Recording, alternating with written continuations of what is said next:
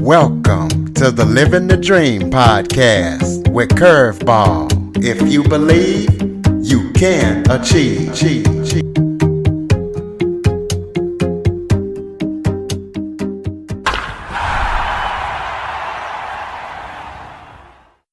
Welcome to the Living the Dream with Curveball podcast, a show where I interview guests that teach, motivate, and inspire.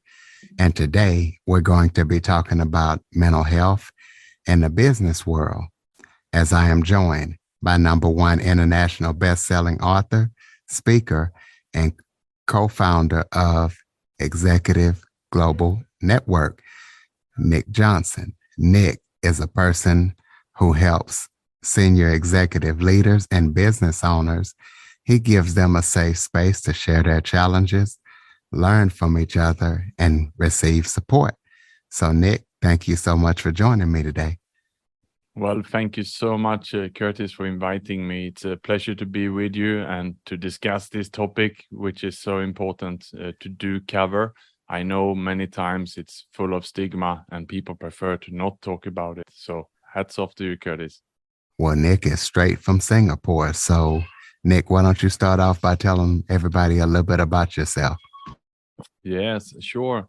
So I was born in Sweden, but 1998, I moved to Australia to study, which is as far away basically as you can go in the world from Sweden. And down there, then I felt that it was a bit far away from home. So I moved halfway to Southeast Asia, and I spent the last 15 years living and working in Vietnam, Indonesia, Thailand, and Singapore. And I held the various senior manager roles in big international firms. I worked my way up to basically a general manager, general director. And then since a few years ago now, I have changed and my life is different. I'm now a small business owner and creating a safe space for senior executives where they can discuss the work-related challenges. Well, what made you want to get started in that and take kind of like a lead role or take the initiative to strictly want to help with executive mental health? Well, I found myself in my career path quite lonely, and that is looking back at it. I hit rock bottom myself in 2018, and it was a downward spiral from 2015. So I went through 3 years of challenging times, both at home where I went through a divorce, and then I lost appetite for exercising and I started to eat bad diet. And with that, I fell into a depression. And then I resigned from my work and I didn't really know where I was. So I was quite lost myself. And it's only when I hit rock bottom and I come back into recovery and looking back at the journey I had, I wish I had some support. I wish I spoke up about loneliness and how I felt in the workplace when I was there. So now, therefore, I'm changed my life to now support other executives when they are there, so they don't fall into the lows that I found myself in. Well, tell us about you. You even set up a peer network for senior executives and business owners. So tell us about that peer network and tell them exactly what that peer network does. Yes, so I'm running this network in Singapore, Indonesia, and Malaysia as of now. And it's really a safe place for senior executives to discuss their work-related challenges. What we then do is that we group the executives based on seniority, and they don't have any competitor inside the same group. They all sign a non-disclosure agreement so that they should feel that this is a private, confidential, safe place where they can discuss their work-related challenges. We also then provide a moderator, which is facilitating the discussions. They meet for 4 hours, 6 times a year. So this is really the times when they can prepare and come in and discuss the challenges they are facing in the work. It could be perhaps a conflict with a team. So it can be a challenge with managing upwards, managing the head office or the owners or the founders or anything else that they feel that they cannot discuss internally in the company with their colleagues. They bring that in here and get support than by getting other views, because most likely there's been someone who's been there before who can give them the sympathy and support. Well, sometimes executives can feel lonely and suffer from isolation at work, I guess, because they, like you say, they got conflict and everybody wanting them to do this and do that or not liking them. But give some tips to people who are in these positions how they can avoid workplace isolation. Well, I would say that the key here is to dare to be vulnerable. We're trying to cover everything up in our lives, and I call it a smiling depression, where especially senior executives, they perhaps are paid a premium salary, they expected to handle the pressure, they are, trying to hold it all together. And what we are forgetting is that they are humans too. They also go through challenges at home. They also have health issues from time to time, and they can also go through some times of anxiety and perhaps even depression. And still trying to hold it together then is what brings this loneliness, when you don't discuss with the people around you how you're feeling. So indeed, the solution is here to be vulnerable, to dare as a leader to also show that you are human. And if you are going through some challenges, try not to cover it up, but instead discuss it. And if you really cannot discuss it in your company because perhaps you think that it would damage your career if you expose yourself too much, then indeed go to a confidential place like a peer group, or go to a coach, go to a mentor, and discuss this so that you don't feel that you are suffering alone. Instead, by opening up and sharing your problem with someone, then immediately you will feel that the isolation is lifted from you. Well, can you talk about how the mental health challenges has changed since the pandemic in the last 18 months? How is it different for these executives and business owners than it was in the past before the pandemic? Well, I think that it has, first, it was a little bit challenging because everyone was working from home. And I did a survey before the pandemic of senior executives here where I live and work in Singapore, and it showed that 30% of the senior executives were suffering from loneliness from time to time. And when I did this survey in 2020, so in the middle of the pandemic, the numbers had doubled to 59%. So that means that, the executives were suffering more from loneliness, as they were then also working remotely from home, trying to run the organizations, many of them then in crisis mode and not being able to the colleagues in person. So that was what we saw initially. But down the line, then when people and companies were working from home, we found ways to unite online. We started to have all hands meeting, all staff meeting, and people then decided to also to start opening up a little bit. The people started to ask, "Are you okay?" And people spoke up when they were asked. People started to feel that it's okay to say that I'm not okay. There was a lot of sympathy for each other, and in that sense, it was a positive change that we are at least starting to talk about mental health.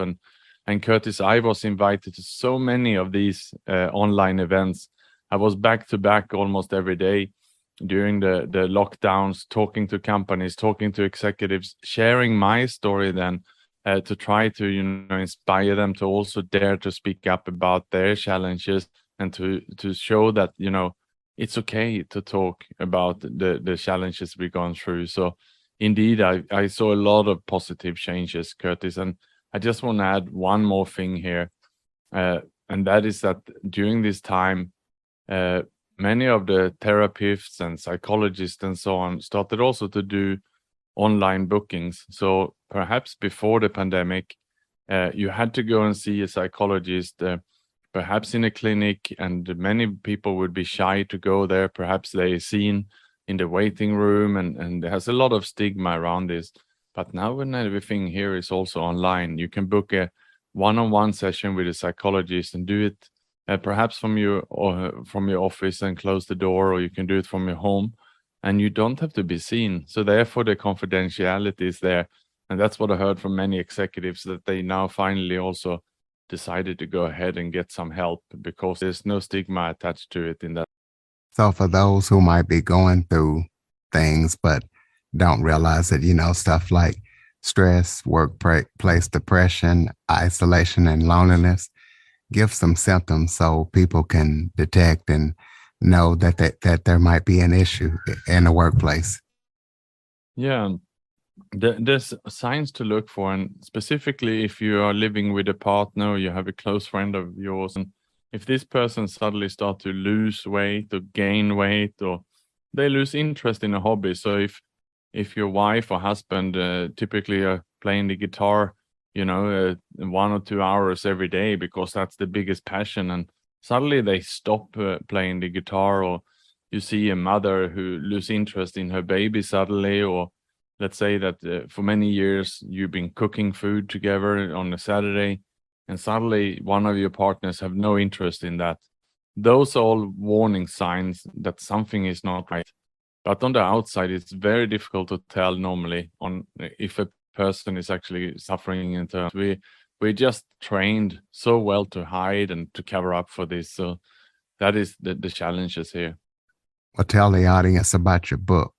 Tell us about, what listeners can expect when they read it and where you can get it and why you decided to write it and all that good stuff.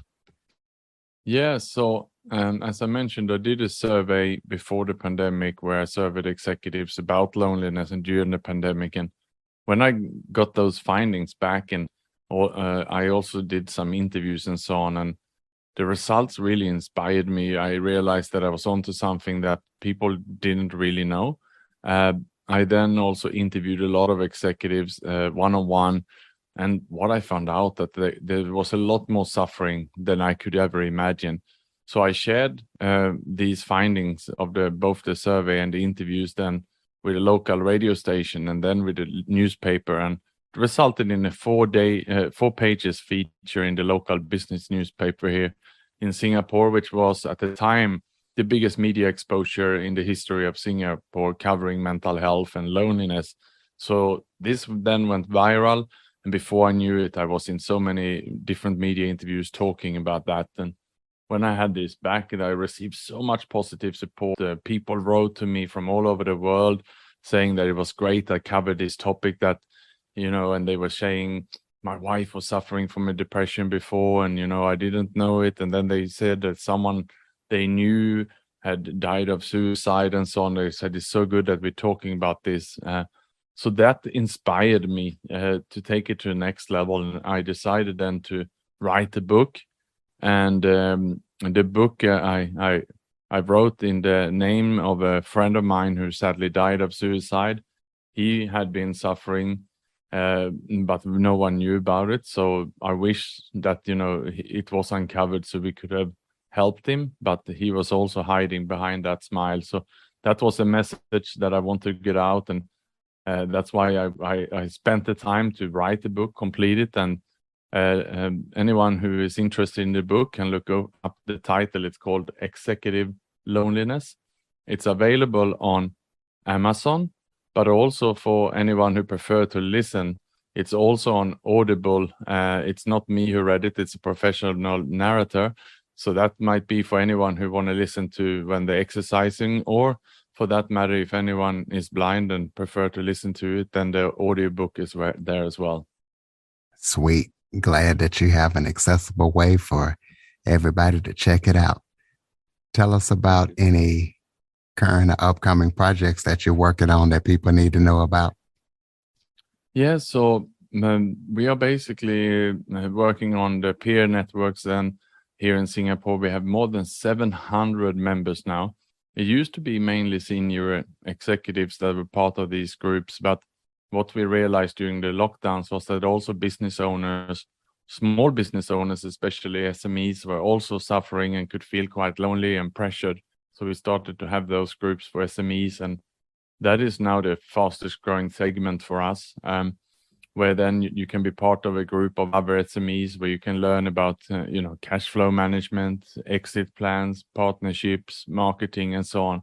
So again, they come in and discuss the challenges and get support of that. So that's a big part of what I do in Singapore. And when it comes to Indonesia and Malaysia, these are developing countries where, this is a new concept, and it's so much stigma over there compared to in the West of opening up. And it's new concept for them. So we really have to practice that there, and spreading the message that it's okay to talk up. And of course, this is the first level before things get too serious. And I also want to add that outside of my professional workplace and the peer groups, I'm giving back as much as I can to the local society. I try to do something every day. I'm a fundraiser and volunteer for a suicide prevention agency over here, and also another mental health related organization, an anonymous organization for problem drinkers, or people who fall into alcohol addiction. And there I'm also trying to support and help out on a day-to-day basis, as much as I have time. So that's a little bit what I'm working on. So is your peer group available only where you live, or do you do virtual worldwide? There are these kind of peer networks all over the world. Also in the US, I know that it's quite popular for senior executives to belong to a peer group. So during the pandemic, some of them went online. Now a lot of it is back in person, because it is also quite important to meet in person. There's more trust in person. When you're online, people might be worried who else is listening or else is watching, or maybe someone could even record it. So we find that, there's more depth, there's more honesty. The conversation go deeper in person. So the best would be to join some local network where you live, and that would be my advice. How can people connect with you and keep up with everything you're doing? Throw out your contact information, website, anything like that you have. Yeah, so the book is very easy to find on Amazon, Executive Loneliness. And as for myself, I'm quite active on LinkedIn, where they can look up Nick Jonsson. That's the Swedish spelling. It's Nick, and Jonsson is Jonsson. And I'm happy to connect with people on LinkedIn. Okay, we'll close this out with some final thoughts, maybe something that I failed to talk about that you would like to touch on, or just any final thoughts that you might have for the audience before we close it out.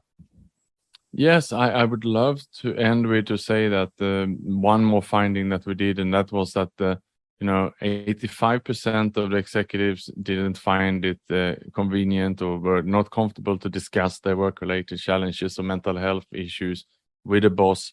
So please remember that if you are a senior executive, that find a way to talk about your issues, your challenges at the first stage before it becomes too severe. And if it is severe and you're going through depression, speak to a therapist, join some anonymous organization. Mental health support hotlines are there. The worst thing you can do is hold on to it and don't talk to anyone about it. So that's my final remark, and the advice to everyone, that don't do what I do, keep it inside myself, all the pain for 3 years. You don't have to hit rock bottom. Take action right now, and you will be on your way to feeling a lot better. Ladies and gentlemen, Nick Jonsson, Jonsson. Please be sure to check him out.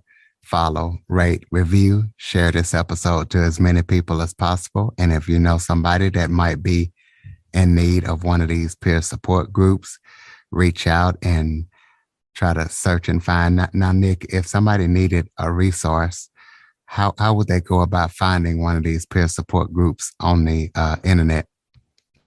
Well, there's so many. If you just go to Google and you put in a peer group or peer network, you will find a lot. It's peer-to-peer networks, and you will definitely find them in all cities in the US. Yeah, maybe you can type in something like mental health peer-to-peer network. So if there's anybody out there that needs it, that's listening, or anybody, just forward them this episode and let them know how to find it. Nick, thank you so much for joining me today. For more information on the Living the Dream podcast, visit www.djcurveball.com. Until next time, stay focused on living the dream.